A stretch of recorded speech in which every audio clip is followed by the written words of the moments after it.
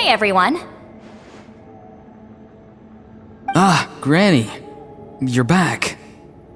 So, no good news for me then? You saw right through me. The Traveler collected a lot of spirits and I checked all of them one by one. None of them matches Leyla's description. I figured. It was written all over your face. It's alright. I didn't exactly have high hopes for the needle in a haystack approach anyway.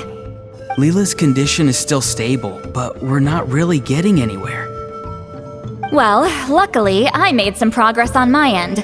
Leyla's parents told me that he made a new friend recently, and apparently he's been out of the house for days at a time. On one occasion, they secretly followed him and saw him and his friend tinkering around with something at a camp. Yeah, some guy who goes by the name Kokuchu, dressed in what looked like Inazuman attire. Is this really all I'll need, Mr. Kokuchu? Based on my studies of the ancient texts, hypersensitivity is usually treated with desensitization therapy. So, I figure there's no reason it shouldn't work in reverse. Now, for a poor chap like yourself with no sensitivity to spirits whatsoever, you'll have to completely immerse yourself in spiritually rich substances for this to be effective. I'm electing to name this approach hypersensitization therapy. Is it risky? You're the spirit duffer, not me. I'm sure you're more clued up than I am on the potential consequences of brute force clairvoyance. Ultimately, it's your decision.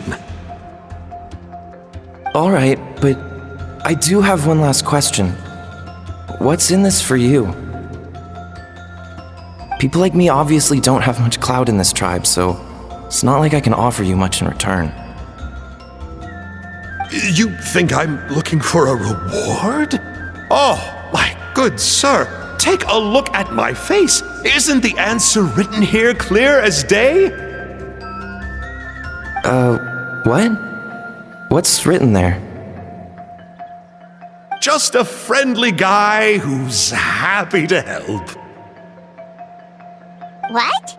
So some random guy from Inazuma just felt like helping Leyla cure his spirit deafness? Hypersensitization therapy, huh? What a novel idea. Could that really work? Not on Leyla by the looks of things. It's anything but novel. Our tribe used to offer it as a treatment once upon a time. But it was so fraught with risks and had such an abysmal success rate that it was eventually outlawed. As for this Kokuchu fellow, I'm sure he has his own agenda. He conveniently disappeared right after Leyla got into this mess. Leyla's parents gave me the address of the camp, so I went and checked it out. There were clear traces of spiritual energy. And also, look what I found. What's this? A broken shard, probably from a weapon or some sort of ceremonial implement. You feel that? It might look old, but it has extremely strong traces of spiritual energy. Leyla must have used this as his medium. It would definitely explain how a spirit duffer like him was able to trigger a clairvoyant experience. Wait, there's something else. It feels so familiar. I think this is somehow connected to my ancient name. Connected how? Is it like a shard of an ancient name? No, more like... I think this item might have belonged to a previous bearer of my ancient name. Okay, that's it. Granny's getting itchy clairvoyance fingers. I'm going to try using this shard as a medium. Cool, same as last time? The Traveler can use the Spirit Loom to record what you find on a woven scroll. Nope. Auroron can do the recording this time. Why? It's a safety measure.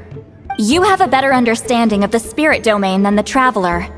If this really is a Sanhaj relic, you'll be better placed to deal with the fallout in the event that something goes wrong. Ah, see, Paimon? Told you Granny has a soft spot for the Traveler. Look at her not wanting to put him in danger. Meanwhile, I'm just a grandkid, so I'm expendable.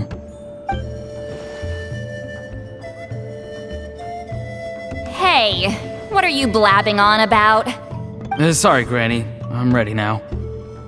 Then let us begin.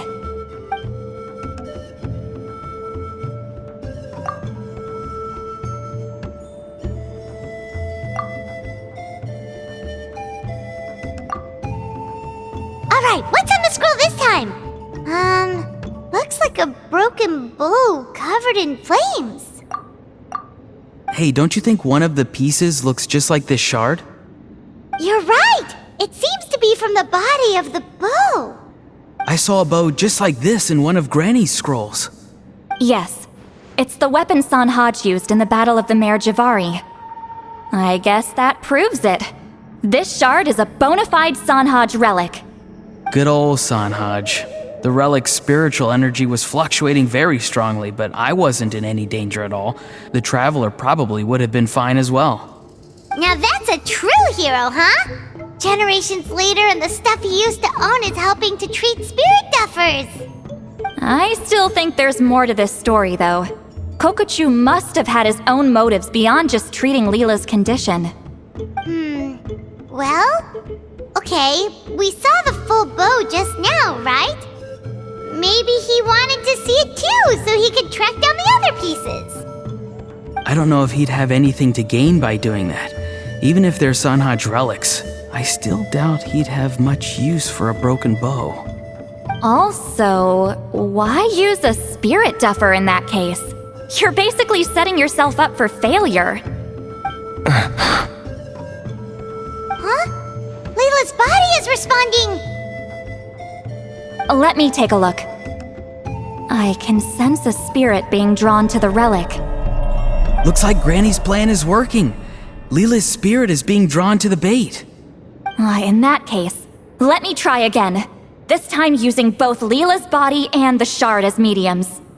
You can do it, Granny. I'm ready to go too. You got the itch too, huh? Plus, Auroran went last time. It's only fair to take it in turns. Fine by me. We know it's safe now, so you shouldn't have any problems.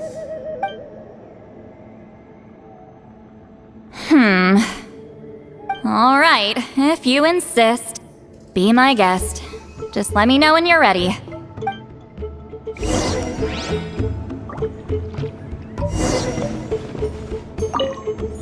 Don't worry.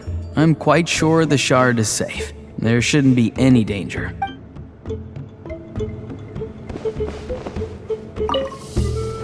You ready? All right, here goes.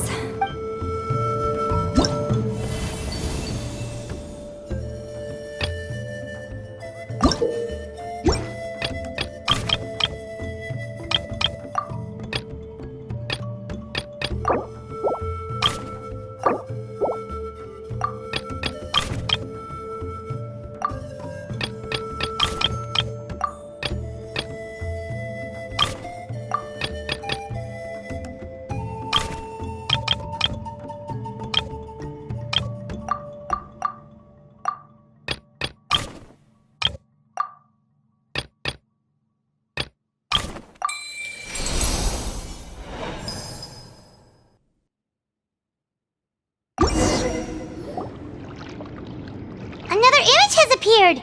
This one is a map. A map? Of where? Could it be the Mare Javari? The Mare Javari? The Mare Javari was reduced to a desolate wasteland after that big battle. Or rather, it became known as the Mare Javari after what happened there. The ashes of the monsters and warriors who fought there covered the entire battlefield. Sometimes, bone-chilling cries would be heard from the depths. Other times, the whole region would become engulfed in towering flames, drowning out the cries. That place is full of untold dangers and mysteries. Over the centuries, the finest adventurers have tried to prove themselves by venturing in. Sadly, most ended up perishing there. That lasted up until around 20 or 30 years ago, when strange things started happening. People started speaking of an enormous dark creature the size of a mountain roaming around inside the Mare Javari. And then, shortly after that, the whole region just completely disappeared. Nobody knows how, but that infamously ominous place just vanished from the face of the world. What? How the heck? I know, right? Anyway, if I'm not mistaken, the place indicated on this map is where it used to be before it disappeared. At the westernmost part of Natlan. It's a very remote location, far away from any of the tribes. There never used to be a settlement there, but there's more people since the Mare Javari disappeared. Anyway, that's just what I've heard. I've never been there myself. This is what age does to you. The older you get, the less adventurous you become. That's just an excuse. Granny's too lazy to take a trip that far away. Hold on a second. There's a spirit approaching the shard and the woven scroll. Oh, Leyla's body is responding again! Quite a strong reaction this time. Does this mean what he was really seeking was the Mare Javari's location? I sense it too. There's a soul nearby. Almost a complete one. This is creeping Paimon out! Seems like the plan is working. So, can we just wake him up now? Not today. You might think bringing a spirit back into its body is like pouring water from one bottle into another, but it's far more complicated than that. I need to borrow a ceremonial sword and make some other preparations. It'll take me about 2 days. But don't worry, now that his spirit's returned, there's just one step left. Let's meet up again in 2 days.